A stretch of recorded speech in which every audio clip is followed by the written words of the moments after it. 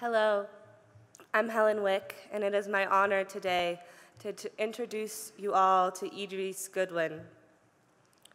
A man of many, professor, award-winning playwright, breakbeat poet, rapper, and essayist. I am not the student that has spent the most time with Idris, nor am I his best student, but I am evidence of this one thing about him, that he has an uncanny ability to develop individual connections with each of his students. When thinking about how I was going to introduce Idris, I thought it would be best to tell a story. I first took a class with Idris Goodwin in the first block of my junior year. During our last performance, I was reciting a poem I had written and memorized when all of a sudden I completely blanked. I had no idea what to do, frozen in front of a large crowd of my peers. And then I looked at Idris, and he smiled and he told me, "Don't stress, you have all the time in the world. We can stay here all day if we need to." And in that moment, it was just me and him as I took a breath and continued. At the end of the event, in one of my most important moments at CC, he looked at me and said, "You better kill it." When discussing this moment later with a classmate, we contemplated what he meant by this. In art, in life, we decided he meant everything. That is what Idris does. He believes in your greatness until it becomes something you just do. I have since encountered him in the library or the dining hall. He tells me little bits of wisdom in our short interactions. Like, you know, you don't really need to have anything figured out until you're 25. Or not wanting a plan is enough of one. I am honored to have known such a talented artist and encouraging professor, and am pleased to introduce you all to Professor Idris Goodwin.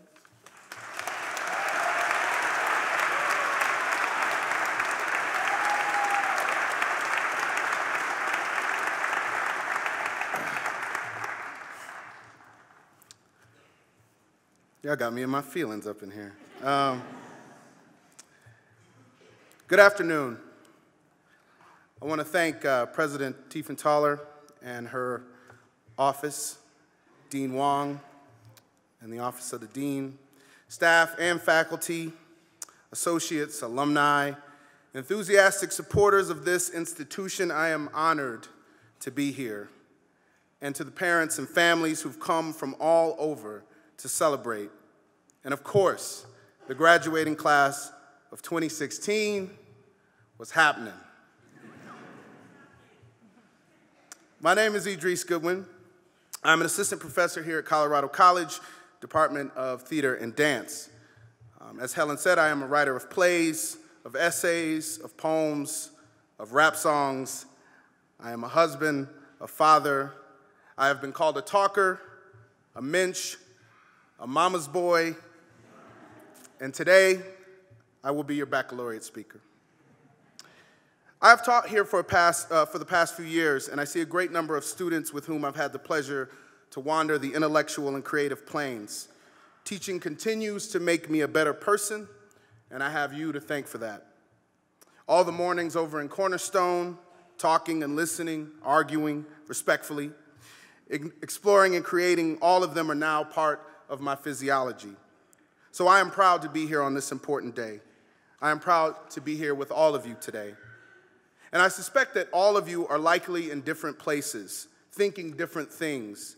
This may be bittersweet for some, exciting to others, utterly terrifying to just maybe a handful of you.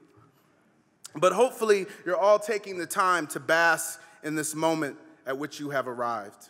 After tomorrow, you will officially be college educated. But we still have a little bit more time before that happens, so let's do one more workshop together.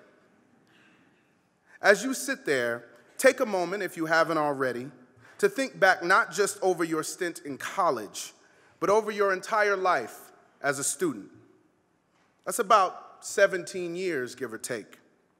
You've weathered a lot of pressure and a lot of structure and a whole lot of paper, erasers, timed tests, worksheets, and recesses, and back-to-school outfits, and bag lunches, and reports, and presentations, and group projects, and lunchroom table politics, and college application letters, and trophies, and orientations, and meal plans, and cramming, and caps, and gowns, and on and on and on. Thousands and thousands of words to know and memorize, and words to talk about those other words.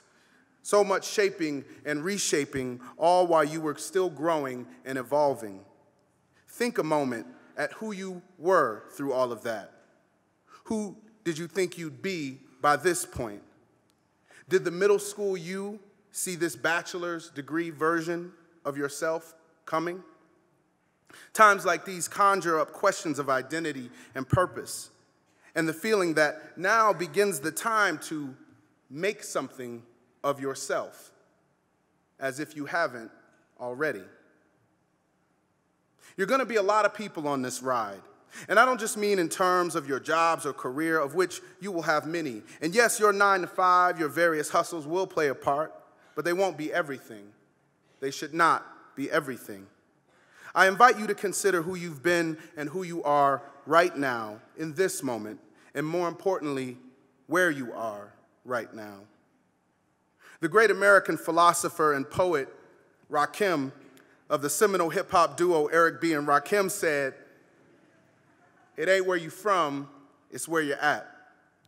Years later, this popular rap adage, "It ain't where you're from, it's where you're at," would be countered by another American philosopher poet named Prodigy of the group Mobb Deep, who proclaimed, and I am paraphrasing, "Actually, it ain't where you're from. Actually, it ain't where you're at. It really does matter where you're from." I think they're both right. According to the interfaith scholar Eboo Patel, we are all standing at the crossroads of inheritance and discovery, trying to continue certain cycles and break the chains of others, pioneer new frontiers of our identity while staying true to our multiple allegiances and adherence to the universal humanity that allows us, as funk icon George Clinton puts it, to be one nation under a groove, working hard trying to find clarity and then redefining that clarity. When I graduated college, I knew I wanted to be in the arts in some way. And much like you, I attended a small liberal arts college. However, my mountain range were skyscrapers. My campus, the South Loop section of downtown Chicago. I attended Columbia College, where I studied film. I had absolutely no aspirations of teaching whatsoever. I did not imagine myself then standing in front of you now in this getup, attempting to tell you about anything. First time I taught, it was like 2003 or 4, something like that. And to be honest, I mean, we are in a chapel after all, I was just sick of bartending. It was an after-school program in creative arts in a Chicago public school. I was fired up. I was 25, and I was full of fire and optimism. And as you can likely imagine, I was absolutely horrible at it. I did not yet know how to teach. But I did know that there was something there in that room, in that public high school at the very end of the Red Line on the south side of Chicago, damn near Indiana, someplace where I felt electric and finally useful, someplace where I could make something of myself. But little did I know that I was actually making the future. I was making this moment that I'm at right here and now. Some of you may have that on the mind. The future.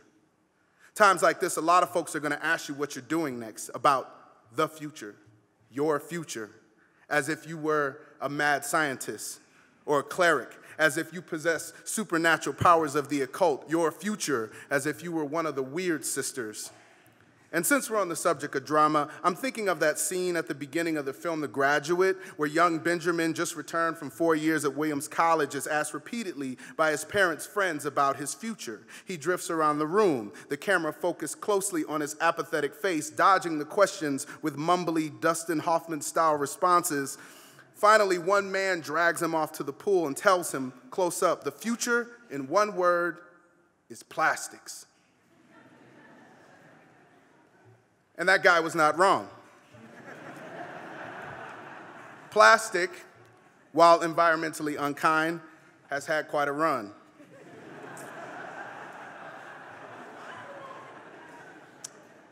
But I promise you, I am not here to ask you about your future. But I do want to talk about the future conceptually. Often when asked about your future, you're being asked about the long term. What's your 5-year plan or the 10-year? What do you see yourself in 15 years? And yes, some of you may have that answer ready at will.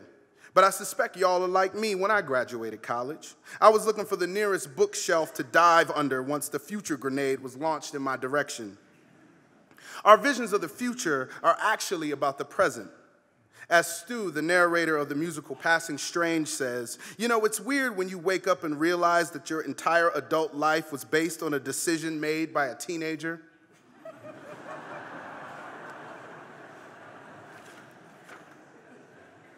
The future is based on the yearnings we have at present.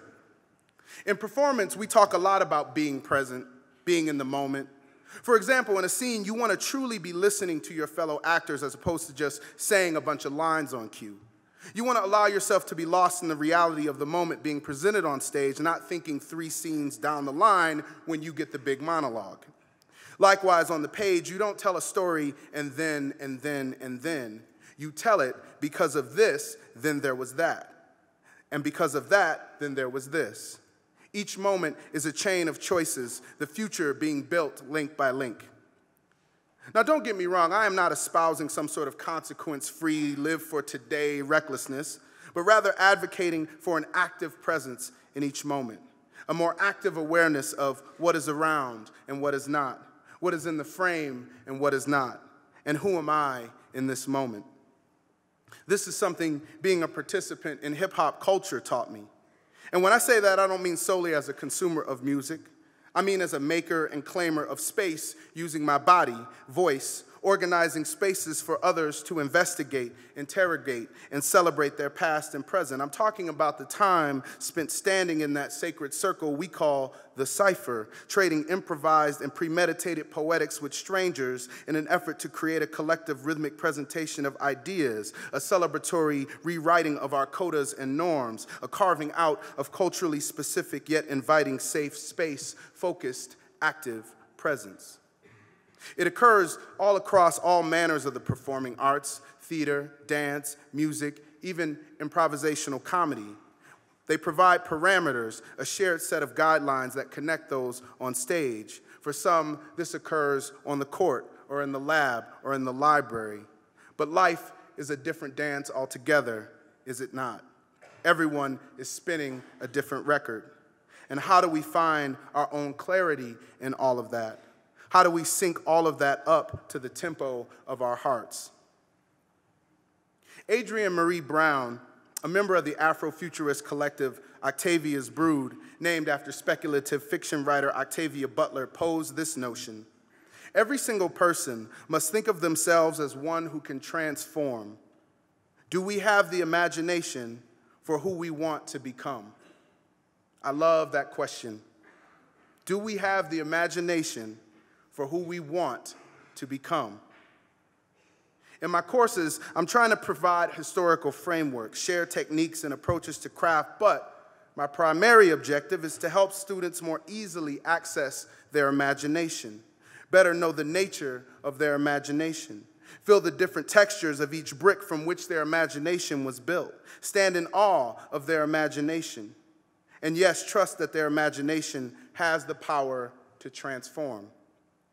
And hopefully this extends beyond the page or stage. Our lives, the lives of those around us, our communities, can all be shaped, greatly enhanced, fed, and challenged by our imagination. From the late organizer, writer, public intellectual, and inaugural Detroiter, Graceley Boggs. The time has come for us to reimagine everything. We have to reimagine revolution and get past protests. We have to think not only about change in our institutions, but changes in ourselves. It is up to us to reimagine the alternatives and not just protest against them and expect them to do better. The capacity to create the world anew, each of us has that. How do we talk about that with one another? It is not only important to act, it is important to talk, because when you talk, you create new ideas and new languages.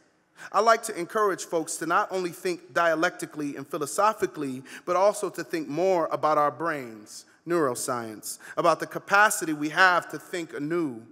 We can only do that if we understand that there is a tendency in the structure of our brains to get fixed in old categories, to get locked into old concepts. That's why philosophy is so important, thinking dialectically, thinking philosophically, thinking about growing our souls. Now more than ever, we in this room holding court together, the world needs our imagination and moreover, our more evolved souls. There is power here today, tremendous energy, imagination, skill, talent. When folk ask you about your future, sure, you could tell them about your internship, but consider telling them about the present.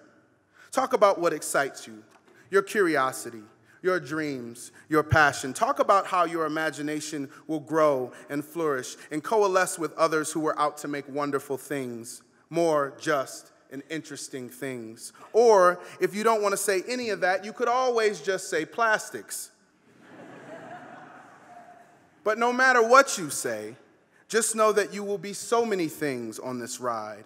Mentors, mentees, menches, bad mama jammas, a myriad of different titles, roles, masks, motivators, hesitators, instigators, initiators, one leading into the next. Because of this, then there was that. Because of that, then there was this. You will be better sons and daughters, siblings and servants, fluidly moving across consciousness. You will love so great that you will look back at this version of yourself, just as you looked back at the elementary version of yourself today in some possible future that won't be decided today or tomorrow or even 5, 10, or 15 years from now. You will look back and you will say, good God, I have truly made something of myself. 20, 25, 30 years from now, only thing I can say for sure is that the present will remain, the moment and your choice in what happens next. There is a widely used expression that is credited to everyone and everywhere, from the book of Timothy to Homer to Ralph Abernathy to Tim Tebow. It's not about what the future holds, but who holds the future. In the great tradition of sampling, I posit a remix of this idiom. The future is your choice in what to hold and what to release, based on the reflections and knowledge gained from places you've been and the places you at, and the size and depth and temperature of your soul. Thank you all very much. Congratulations, y'all.